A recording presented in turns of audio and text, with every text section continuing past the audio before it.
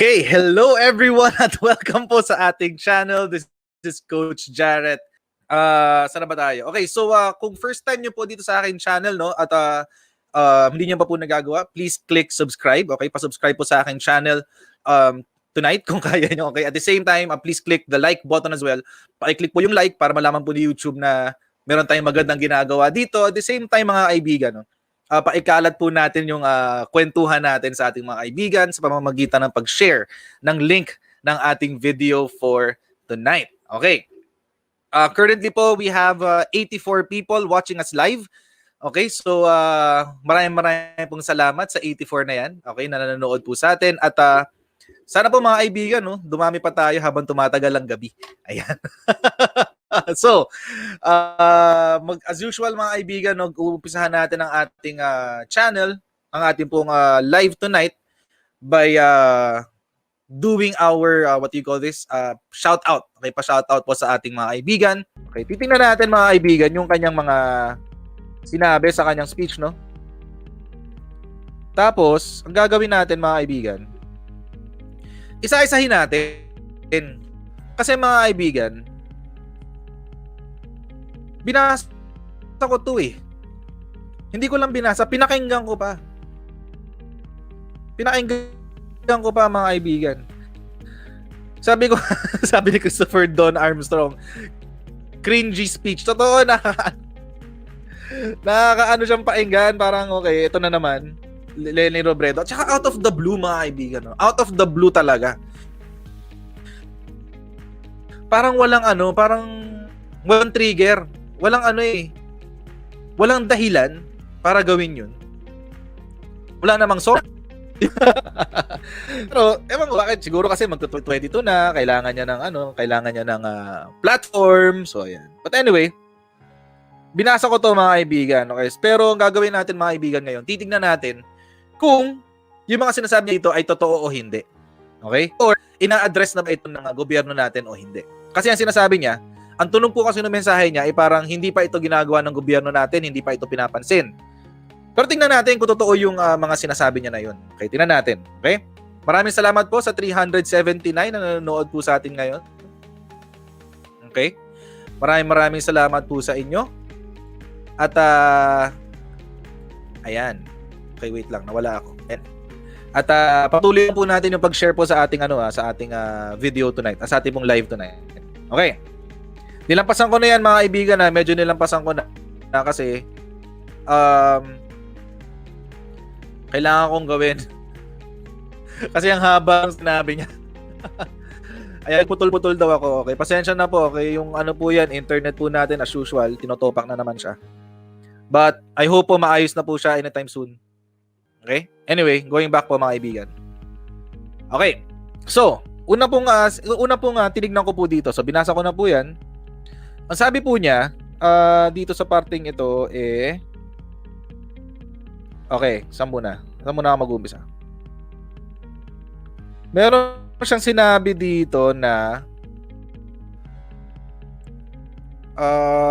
exponential. Sa harap, ito.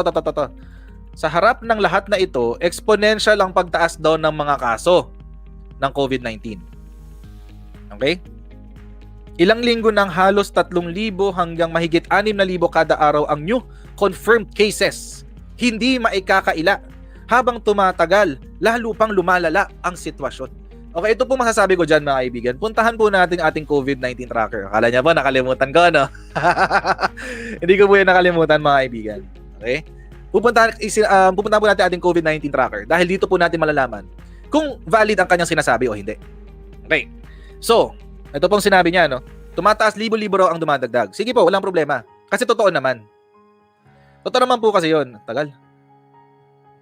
Ayan, proof po yan na mabagal ang internet namin ngayon.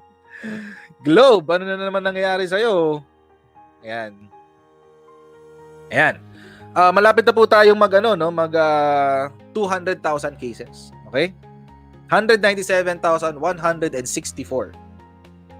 Out of the 197,000, 31.3% ang active cases. Ibig sabihin, ito yung mga may nalaman nating positive. Palit na, Coach palitan tayo ng mouse. Nagloloko na rin mouse ko.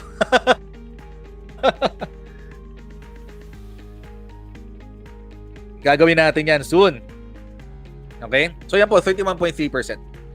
Ang dumagdag po ngayon mga kaibigan, mga more or less 2,960. 1,396. That is 67.2%.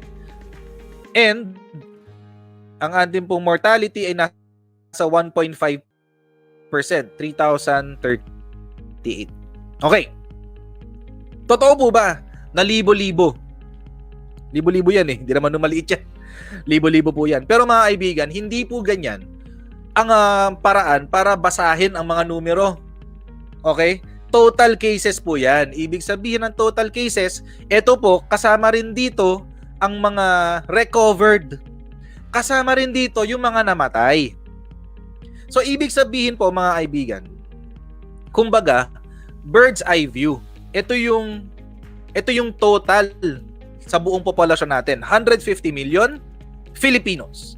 150 million Filipinos, 197,000 ang ating total number of cases. Masama o hindi? Sa dinami-dami ng Pilipino sa Pilipinas, masama pa po ba yan? 197,000. Not only that mga kaibigan, sa 197,200, recovered na yung 132,396.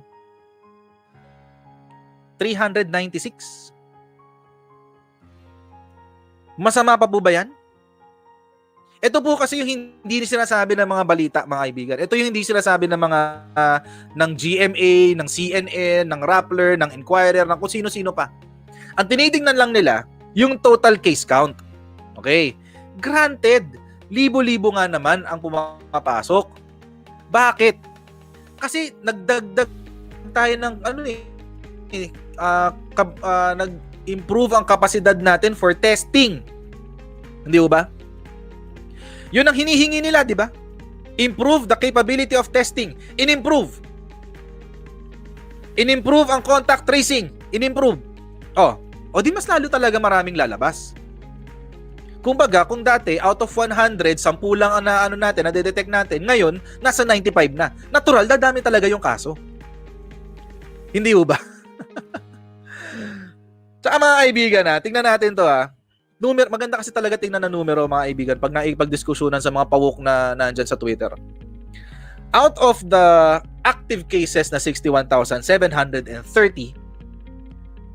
56,541 doon ang mild.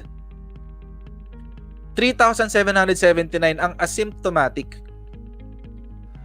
Mga kaibigan, ilang artista na ba ang nabalitaan yung nag-contract ng COVID? Ilang politiko na? Lahat ba sila binawian ng buhay? Di ba mataas ang recovery rate natin? Mga kaibigan, malungkot ako na may mga namamatay. Granted po yan. Nalulungkot po ako dyan. Hindi po dapat nangyayari yan. Pero, mga kaibigan, wag tayong mabuhay sa panaginip. Panaginip po na zero mortality. Panaginip po yan. Panaginip yan, mga kaibigan. Tapos sasabihin ni Lenny sa speech niya, huwag sisihin ng mga tao kasi hindi kasalanan ng mga taong maging pasaway sila. Hindi kasalanan ng tao kung pasaway sila. Kasalanan ng gobyerno kasi hindi sila minamando. Pero pag minando mo, sino ba yung rally ng rally? Sino yung nagrarally diyan nung nagsona? Sino nagrally? Sino nagsasabi ng kung ano-ano? Halos lahat na nga. Diyos ko, may face shield ka na, may face mask ka pa.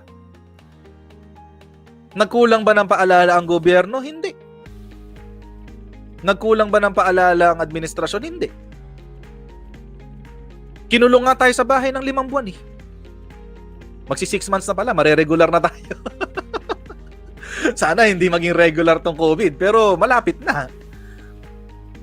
In fact, ang World Health Organization sinasabi, mas maganda raw yung response natin sa COVID-19. Anong kinukudanan itong Lenny Robredo na to? Ang titignan natin mga kaibigan, yung kabuuan. Ang kabuuan, mga kaibigan, ito, 67.2% ang recovered. Hindi pa ba maganda yan? Mga kaibigan, pwede pang mas marami yan. Sa US, mga kaibigan, 100,000 ang namamatay. Kaya nga doon sa mga isa doon sa mga sumagot sa Twitter na na pa-woke. Sabi niya, natutuwa ka na sa 60%? Sabi niya sa akin ganun. Sabi ko, kaysa 100% mortality. Natutuwa ka na sa 60% recovered? Kaysa 100% mortality. Okay na ako dun sa 60% na nagre-recover. Diba? But anyway, ganyan siya mag-isip eh. Okay, sabi pa niya, walang ibang mag-aabot ng salbabida sa ekonomiya ngayon kung hindi ang gobyerno. Gobyerno lang ang may pondo at makinarya para magparating ng sapat. Ayan, magparating ng sapat at ibayong saklolo. Hindi sapat ang probisyong nakatala at perang inilaan sa bayanihan 2. Government must spend more, spend efficiently, and spend quickly. Tapos kapag nagkaroon ng aberya, sasabihin nyo, kinurakot ni President Duterte? As if our economic survival depends on it. And it does. And yet, heto tayo, nakasandal pa rin tayo sa pre-COVID budget. Mga kaibigan, hindi ko alam kung kailan niya ito ni-record, no, mga kaibigan. Pero baka kasi nakakalimutan niya. Pinirmahan na yung bayanihan 2 ng Senado. Tayo, pirma na lang ni PRRD ang iniintay sa bayanihan na we recover as one. We recover as one. Bayanihan 2 now only needs Duterte's signature. Anong masama? Nakadepende ba tayo sa bayanihan 1 budget? Oo. For now. Pero isang pirmahan na lang to. Ano pang kinukuda mo, Lenny? Sige, tingnan natin yung budget ha. Tingnan natin yung budget. 165 billion. Maliit na halaga? Hindi maliit na halaga yan, mga kaibigan. 165 billion will function as a stimulus package consisting of 140 billion in regular appropriation and 25 billion as standby funding. Okay?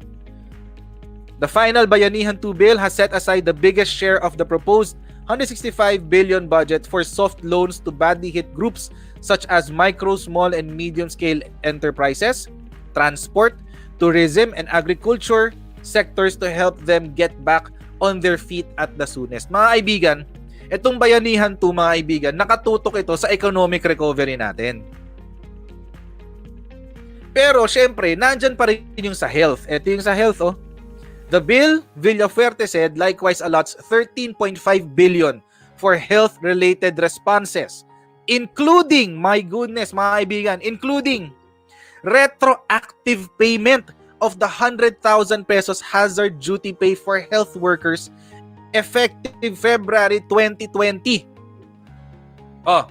Mga kaibigan, di ba nitong nakaraan nagrereklamo yung anak nung namatay na nurse? Hindi ko lang alam kung maka-qualify siya dito, mga kaibigan. Pero kung qualified siya, kung qualified itong nurse na namatay, hindi lang siya may 100,000 pesos na hazard duty pay. Di ba nirereklamo niya, dapat 30,000 daw yung makukuha niya? Hindi lang yon, mga kaibigan. Alam niyo ba na kapag namatay ka during the pandemic, while doing your job, bibigyan ka ng 1 million pesos. Bibigyan yung pamilya mo pala ng 1 million pesos. Anong kinukuda nito ni Lenny?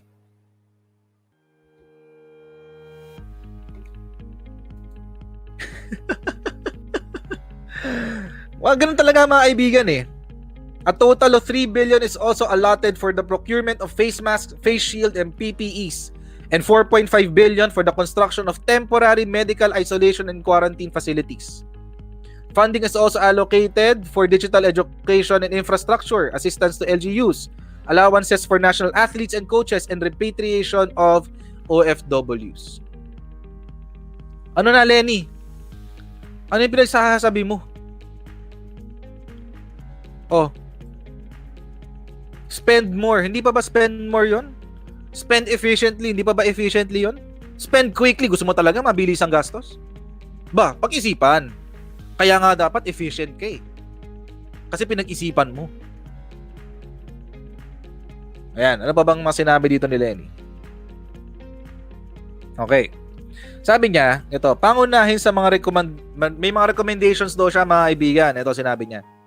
Pangunahin sa mga rekomendasyong pang-ekonomiya. Gaya ng naidiin ko na sa ibang mga pahayag. Ang paglalatag ng masinsinan, mabilis at malinaw na habang para tugunan ang pandemya. Idinidiin ko hindi magkatunggali ang suliranin ng kalusugan at ekonomiya. Address the pandemic and we set in motion the gears of the economy. As if walang ginagawa. Mga kaibigan, ito yung propaganda ngayon ng mga dilaw. Ito yung propaganda ngayon ng mga dilawang pawok, lalo na walang ginagawa ang government natin to address the COVID-19. Paulit-ulit yan eh.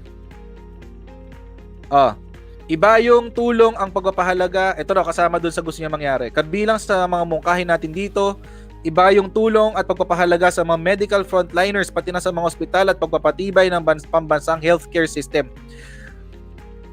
Hay nako, Lenny Robredo, ngayon mo talaga papatibayin ng healthcare system kung kailan crisis mode? Iba yung tulong papagalaga sa medical frontliners. Kulang pa ba yun? Kulang pa ba to, mga kaibigan?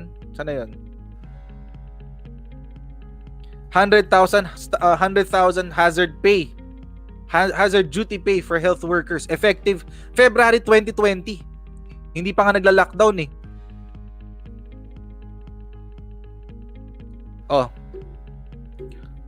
Tapos may 1 million ka pa. Yung pamilya mo pala. Pag yumao ang isang frontliner.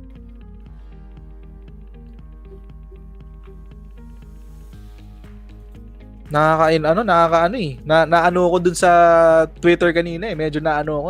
Nag-init ako dun, mga kaibigan. Ginanahan tuloy ako mag-live. Ito pa. Malawakan, mabisa at agarang turnover ng mga COVID-19 tests. Sapat para makatulong sa pagbaba ng pinakahuli nating positive rate na 10.5%. Na malayo sa less than 5% na itinakda ng World Health Organization. Indikasyon na ang mataas na positivity rate na ito, bagamat kinakayang abutin ng naunang itinakdang testing target, kailangan pa rin ipagpatuloy ang pagpapalawak nito. Okay, so gusto mo bukas yan. Bukas talaga to, Lenny Robredo. Improvement na nga to eh. Nag-100,000 yata tayo per day if I'm not mistaken. 100,000 if I'm not mistaken.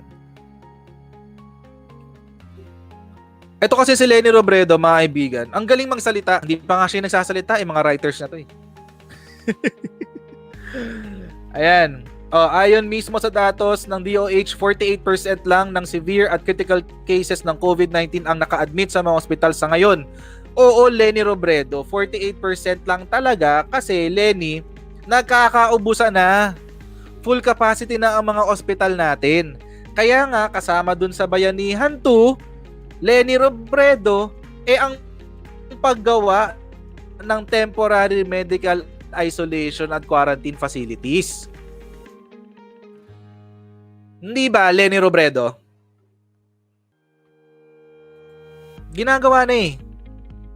Ang ginagawa na lang ni Lenny Robredo ngayon, mga kaibigan, hina-highlight niya yung mga pagkukulang ng gobyerno para isipin ng mga tao na walang ginagawa. Pero ang totoo, ginagawa naman na talaga siya. Hindi lang kasi maingay yung accomplishments, quote-unquote. Hindi lang kasi nag-iingay. Dahil sila ang maingay, sila yung pinapaniwalaan ng mga tao. Wala naman problema, libre naman ang mga tao ang paniwalaan kung anong gusto nilang paniwalaan. Wag lang silang magaganito kung ano-ano sasabihin nila. Pagdating sa contact tracing, Mayor Magalong na nagsabi na bawat confirmed COVID case, minimum ang 37 na kataong kailangan tukuyin. Hanggang 5 pa lang daw ang kaya natin ngayon. Okay. Unang-una, tinry naman natin eh. Tinry na maging mas efficient sa contact tracing. Paano? Naglagay tayo, ang gobyerno ng saan na yun? Anti-COVID SARS. Okay? Bawat rehiyon sa Metro Manila. Bawat lugar sa Metro Manila. Okay? Anong sinabi? Anong sinabi ng grupo nila, ng partido nila? Bakit daw ganun? Bakit kailangan pambantayan ng mga LGU? Hindi ba raw kayang pagkatiwalaan ang mga LGU? Kung di ka ba naman nuknukan, Leni Robredo, yun din naman ang gusto mong mangyari. Yun din ang gusto mong mangyari, Leni Robredo. Tutukan, di ba, ang contact tracing? Isa nga sa mga paraan to Isa sa paraan yan para maging efficient ang contact tracing. Bakit? Kasi yung IATF na mismo ang naka-coordinate diretso sa LGU.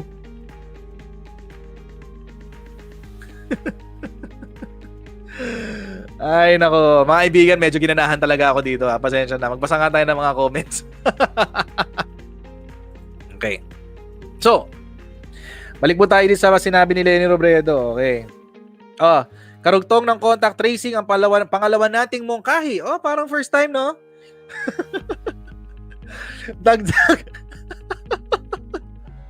Dagdag sa paggamit ng teknolohiya, i-harmonize ang cash for work programs, etc. Okay, dagdag daw ng paggamit sa teknolohiya para makatulong sa contact tracing, okay, etc. Okay.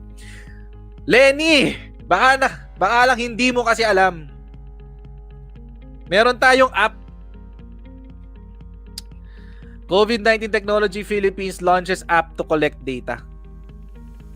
COVID Kaya ang pangalan pa, mga kaibigan. Okay, COVID Kaya ang pangalan. This app helps collect data and address information gaps to the country's COVID-19 health situation. Kailan pa to? June 3, 2020. First time? Hindi mo kasi ito alam, Lenny. Kasi wala kang ginawa kundi bumatikos. Kaya hindi mo alam. Mga kaibigan, tinry ko i-download yan, no? Dinownload ko to, itong COVID Kaya na to. Nasa nasa Google Play. Pero kailangan mo mag-register. At mukhang exclusive to para sa mga what do you call this? Sa mga frontliners. Kasi, sana yung COVID Kaya? COVID. Ayan. Okay, tinry ko siya mga kaibigan Hindi ako inaalaw mag-register. Ayan, kailangan ko pa buksan na yung location. Okay, hindi ako pinagre-register mga kaibigan. Okay? Ito 'yon. Hindi ako pinagre-register mga kaibigan. So feeling ko pang frontliners, yung mga nasa database na ng DOH. Bibigyan sila ng username tsaka password. So yun po, no, mga kaibigan. So, Leni Robredo, first time mo marinig tong COVID Kaya. Sana alam mo, no, bago mo to sinulat. Tip sa mga sumulat ng speech ni Leni, research din ng konti. Research ng konti. Ayan. Next. Siguruhin hindi malulugmok sa kahirapan ng mga nawalan ng trabaho, kabilang sa pwedeng gawin ukol dito ang pagbuo ng sistema ng unemployment insurance. Okay, mga kaibigan. Ito ang ginawa ng gobyerno natin dyan, mga kaibigan. Papakita ko sa inyo. Una, ito. Sa mga unemployed o nawalan ng trabaho dahil sa COVID-19. March 17 pa to, mga kaibigan. Guidelines on the Adjustment Measures Program for affected workers due to coronavirus disease 2019. COVID-19. Ito yung paraan, no, para makakuha sila ng ayuda. Okay? It's a safety net program that offers financial support to affected workers in private establishments that have adopted FWAs or temporary closure during the COVID-19 pandemic. Lenny, where are you, Lenny? Ang gusto niya mangyari, mga kaibigan, ito ang gusto niya mangyari. Okay? Asa na yun? Unemployment insurance. Okay. Mga kaibigan, Unemployment insurance, ibig sabihin dahil nawalan ka ng trabaho, babayaran ka ng gobyerno para parang ayuda na rin, mga kaibigan. Pantawid habang wala ka pang work. Mga kaibigan, mahirap gawin ngayon yan kasi saan mo kukunin ng pondo? Nagbayad na ba ng premium sa mga tao? Unless manggagaling sa PhilHealth yan, pero non-medical eh. Non-medical, hindi makukuha sa PhilHealth yan. Malabo. So, Leni Robredo, saan natin huhugutin yung budget dyan? Tinga. Pasagot naman, oh. Pasagot. Kasi, nanggigigil ako sa mga followers mo eh. Saan kukunin ng budget niyan? Itong problema mga kaibigan kay Leni Robredo, ang dami niyang kinukuda, ang dami niyang sinasabi. Para sa kanya, suggestions na yon, contribution na niya yon sa society. Mga kaibigan, kapag magpapasa ka ng plano, detalye mo. Kasi mga kaibigan, halimbawa, kung ito si Leni Robredo nagtatrabaho sa corporate at sinubmit sa akin ng ganitong klaseng report, puro ganitong klaseng suggestions, ang unang tatanong ko sa kanya mga kaibigan, mga tabercats, ang unang kong itatanong sa kanya, o paano natin gagawin to? Saan mo kukunin ang budget nito? Yun ang unang-unang kong tatanong sa kanya. Sinagot ba niya? Hindi. Ang sinabi niya, meron naman ng unemployment insurance bill ni Congresswoman Stella Kimbo na kahit bahagi lang ng pasahod ng mga newly unemployed ay at magsasagawa ng counseling, retraining at job matching para sa kanila. Mga kaibigan, ito na yun eh. Ayan na yun oh. Financial support. O ano pang hinahanap niya? May job matching din to eh. Oh, employment facilitation o job matching yan. Ano bang hinahanap nyo? Counseling? Kasama na yun sa employment facilitation. Lenny, where are you? Are you still in the Philippines? Lenny? Ay, nako mga kaibigan. Oh, ito, may comment mga kaibigan. Basta tayo ng mga comment. Maganda itong mga comment nyo ngayon ha. Okay, my friend ako, executive assistant, cause is retrenchment. May nakuha siya sa SSS 16K. Need lang ng certificate na natanggal ka due to retrenchment. See? Hindi maliit na bagay ang 16K ha. Malaking bagay yun. So SSS ang magbabayad. Oh. Mga dyan, yung mga Lenny apologists dyan. Okay. Mahirap kasi magsalita sa Twitter eh. Kasi doon, ang dami mong collab, ang dami mong kasagutan, sabay-sabay. Mahirap. Pero, panoorin nyo na lang to. Sasabihin ko sa inyo lahat.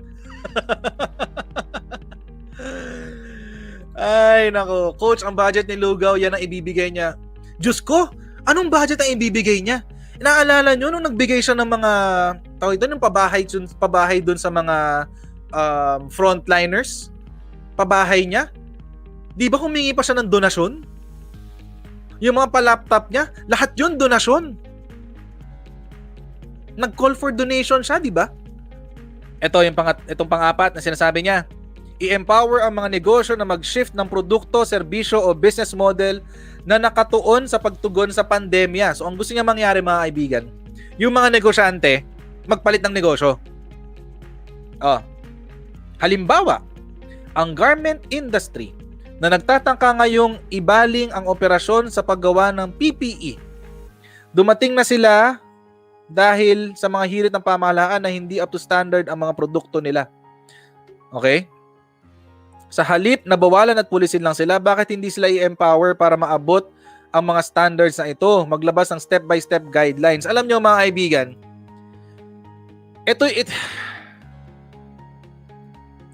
itong buong pinagsasabi niya to mga kaibigan. Okay, yung buong pinagsasabi niya na yan. May oras pa ba tayo para gumawa ng guidelines para sa kanila? Kaliwat kanan nyo nga pulaan ng gobyerno dahil feeling nyo walang ginagawa eh. Kahit napakarami ng ginagawa.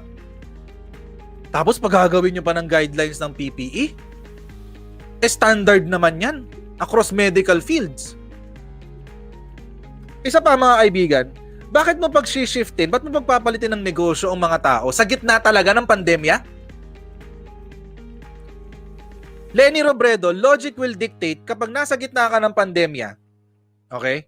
It's either you adapt with the times or you don't change business.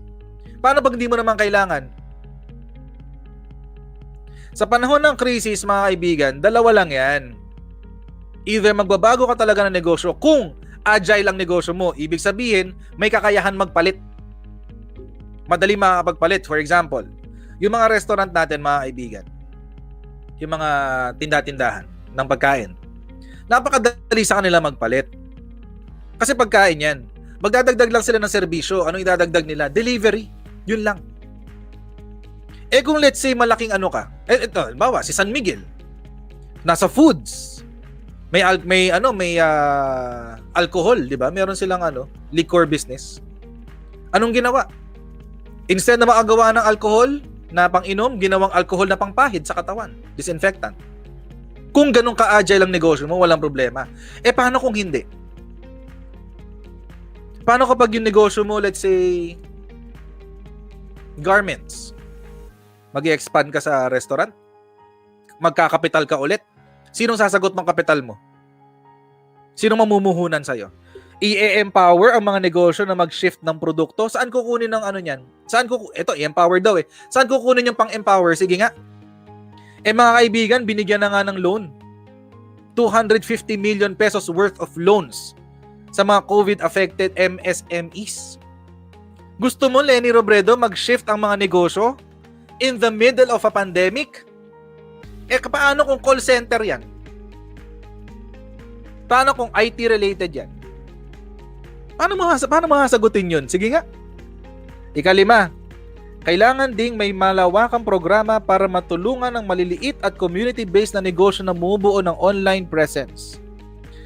Okay? May mga bagay tulad ng pagsisetup ng online digital payment system na hindi madaling sundan para sa mga MSME.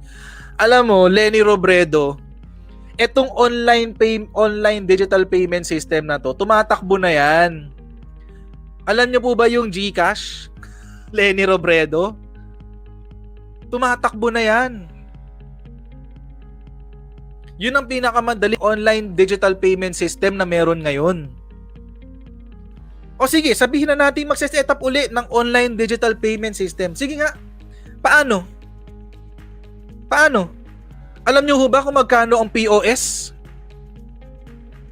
Kasi kailangan nyo ng POS bago kayo makapag-online digital payment. Point of sale system, yung pong POS. Alam niyo ba kung magkano ang pa-setup noon? Mahina 15. Mahina. Budget meal na yun. Mahina 15, mga kaibigan. Ewan ko kung bakit nga tumag-isip si Lenny Robredo. May online digital payment system na, mga kaibigan. May GCash May Paymaya. Hindi ko naman sa pinopromote ko sila, no, kasi hindi naman lang ako ini-sponsoran. Langya. Pangat nga ng internet ni Globe ngayon Pero nandyan, may sistema na. Ano pang gusto mo? Gumawa tayo ng bago. Gastos na naman, Lenny Robredo. Yan ba yung kasama sa sinasabi mo na spend quickly, spend more, spend efficiently, and spend quickly? Paano kung wala na tayong budget pambili ng PPE, pambili ng mga vaccine, pambili ng gamot? Okay, next. Ika-6, siguruhin ang mga ayuda para sa mga SMME at maliliit na negosyante. May ayuda na nga, ito mapakita ko ulit. Ayan Hindi ko alam kung nagbabasa ba ng dyaryo to si Lenny Robredo. Nagbabasa ba ng dyaryo to? Ay, nako. Magbasa nga muna ng comments. Kailangan ko mag-relax. Anyway, going back, mga kaibigan. Natutuwa ako sa mga comments ng mga kaibigan. Napaparelax ako ng konti. Ayan, balik tayo sa mga sinabi niya. Ayan, kapito na! Para sa mga OFWs, libo-libo sa kanilang napilitang umuwi o hindi makabalik sa trabaho dahil sa pandemya, dapat siguruhin ang mga reintegration at livelihood programs. Ayan na naman, mga kaibigan. Department Order number 212 series of 2020 prescribing guidelines on the provision of financial assistance for displaced land-based and sea-based Filipino workers due to the coronavirus COVID-2019. Dole AKAP for OFWs. Oh, Lenny, ano pang hinihingi mo? Pang OFW to, ayuda para sa kanila. Ayan pa yung mga priority countries, oh, for on-site OFWs. Oh, ano pa? Ayan, may application procedure. Oh, ayan, kompleto yan. $200. Medyo maliit, no? $200 lang or 10,000 pesos. Medyo maliit. Pero kung OFW, uuwi sa Pilipinas, sana medyo mas malaki pa ng konti, no? At sana may ipon sila. Pero 10,000, may maliit ka ng sari-sari store niyan. Diba? May ginagawa, mga kaibigan. May ginagawa. May ginagawa ang gobyerno natin. Taliwas sa sinasabi ni Leni Robredo. Ikawalo, ang susunod na kalaban matapos ang sakit, gutom. Ayan, may iwasan ito sa pagkabagay ng pantawid. 4Ps na naman, mga kaibigan. Ito Diyos ko talaga. Diyos ko. Saan ba yun? PhilHealth, PPE, DOH. Ayan, dito pala, sa Bayanihan. Ayan. Mga kaibigan, tuloy lang ang implementation. Expanded at enhanced pa nga ang 4Ps, mga kaibigan. Sa Bayanihan, Wihilas 1, 2. Tama. Bayanihan 2 pala. Yun na lang pala ang tama. Bayanihan 2. Expanded pa. 5,000 pesos kada buwan para sa 4 na buwan ang 10 million pesos poorest families. Saan ka kukuha ng 200 billion pesos? Maliit na halaga? Talaga? Maliit na halaga ito pa rin. Dapat tutukan ng mga sektor na sinisigurong may makakain tayo. O sige, nando na nga. Si Leni Robredo talaga, oh. Anong sinabi ni PRRD doon sa SONA niya? 'Di ba gawin na yung mga agricultural programs niya? Nabanggit ko na 'yan sa dati kong video sa isa kong video nung kinumpara ko yung SONA ni Leni at SONA ni PRRD. Nandun na sa SONA ni PRRD yan. Nabigyan ng budget ang agriculture natin. Ano pang hinihingi niya? Iniintay na lang yung yung Congress. Iniintay na lang yung Congress, mga kaibigan. Next. Ang dami niyang suggestions. Hay nako.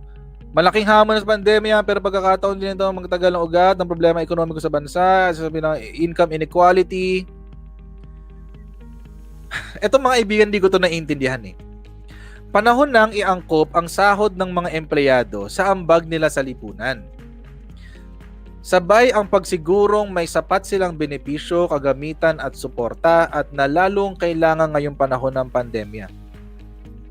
So ibig sabihin mga kaibigan, tama ba yung pagkakaintindi ko dito? Kung magkano ang binabayaran mong tax, yun din ang dapat babalik sa'yo. Tama ho ba?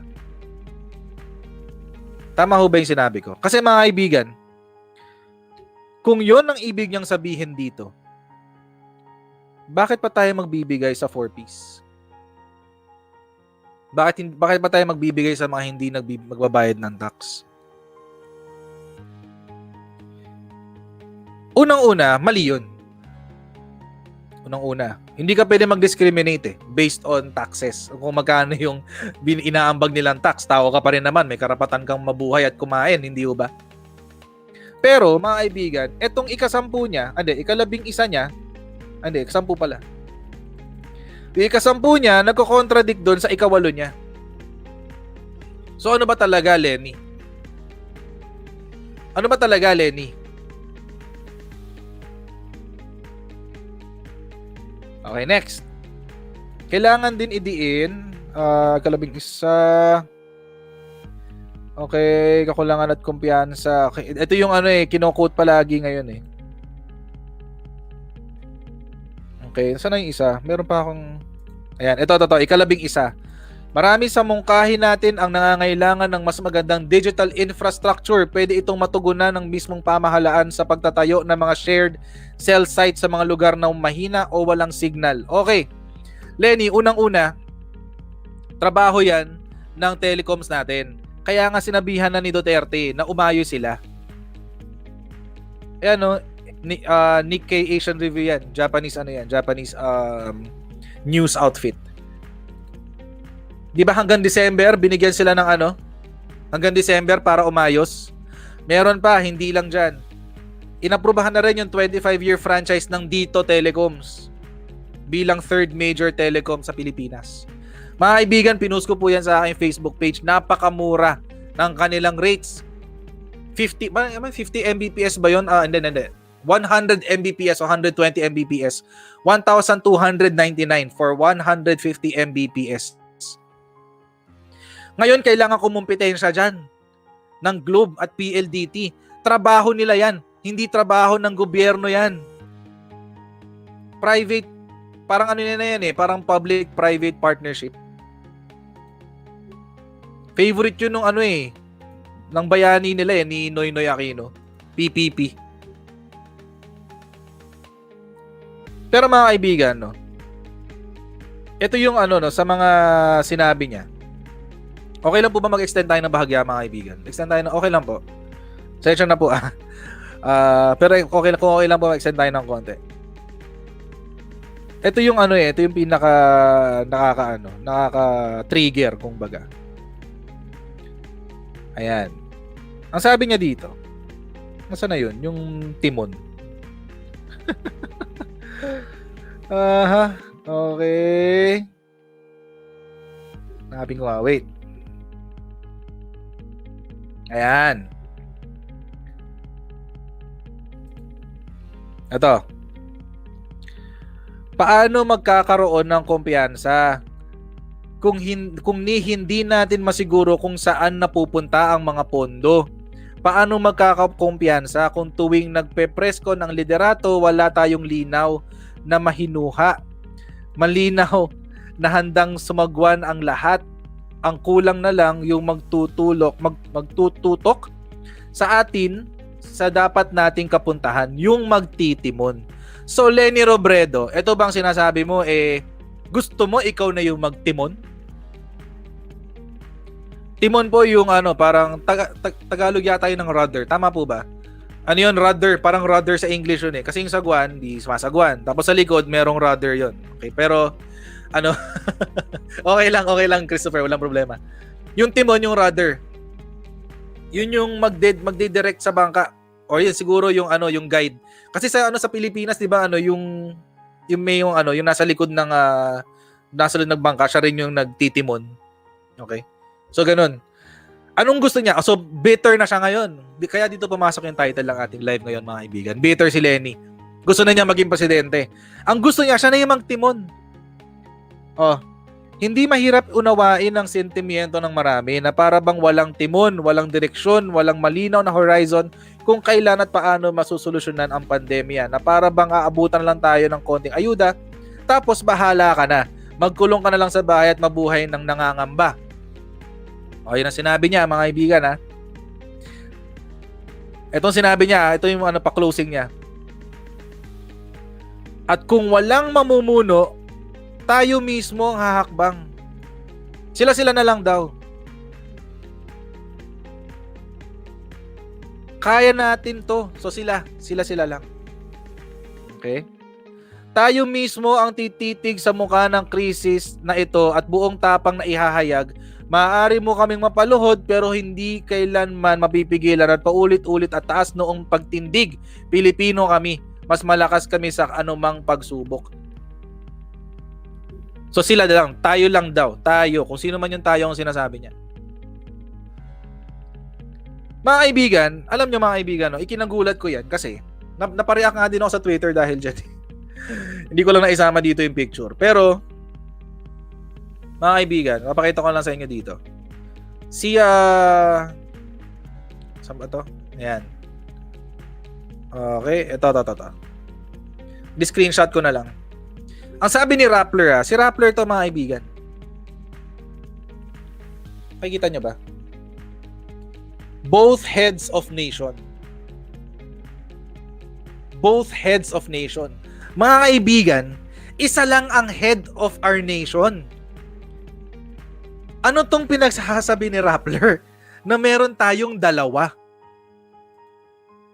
Kailan pa namuno ng bansa ang vice-presidente nang nandyan pa yung elected na presidente? Sige nga.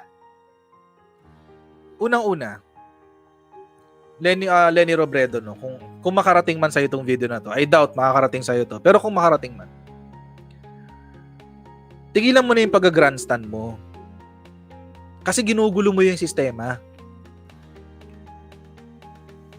Pero alam nyo, on the upside, mga kaibigan, torn ako eh. Parang on the one end, iniisip ko, sana tumigil na tong mga to nang kakakalat nila ng kung ano-anong propaganda nila. On the other side, iniisip ko, ituloy lang nila. Actually, gusto nga sagarin na nila hanggang revolusyon eh.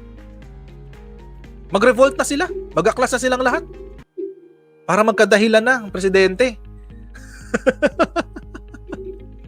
Para magkadahilan na ang presidente. Alam niyo, napaka-ipokrito nga nito ni Lenny. Alam niyo kung bakit siya ipokrito, mga kaibigan? Kumukontra siya sa anti-terror law. Tapos kagabi lang, nag-declare siya na ikinukundina niya yung nangyari doon sa Hulo. Konting consistency naman dyan, Lenny Robredo. Kasi hindi ka consistent. But anyway, ayan po, dyan po tayo magtatapos sa ating topic, mga kaibigan, okay? Ayan, so, ayun po, maraming salamat po, mga kaibigan, no? So, hanggang dito lang po muna tayo. I'll see you tomorrow at 10 p.m. ulit, 10 p.m. bukas. God bless you sa mga Tabercads natin na OFW. Laban lang po tayo para sa ating mga pamilya, para sa mga kaibigan po natin sa Pilipinas. Pahinga na po tayo, may work pa tayo bukas. Hump Day, Wednesday na po bukas. Mamaya pala, in a bit. Okay, at para sa lahat ng Tabercads, good morning, good afternoon, good night, and God bless you. And I will see you tomorrow in my next YouTube Live. Bye everyone, see you tomorrow. Bye. Ay, nawala. Ayan. Bye.